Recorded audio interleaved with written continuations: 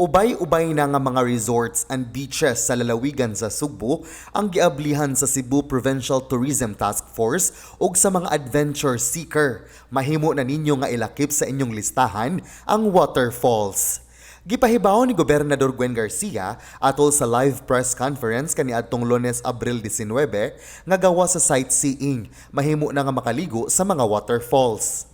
Apan kinahanglan nga ipatuman gihapon ang minimum health standard sama sa pag-sterilize sa mga ekipo o life vest ug wala pa gihapon tuguti ang pagdala og pagkaon o pagbaligya og sigarilyo. Nag-issue na ko Executive Order number 13 series of 2021.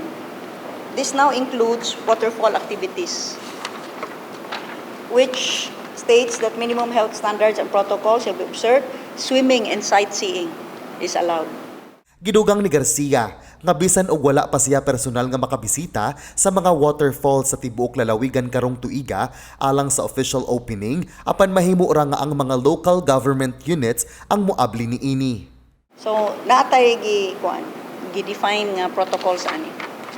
It's just that wa pa ko makakuan og time pag open sa each and every waterfall, pero the LGU may open at their discretion.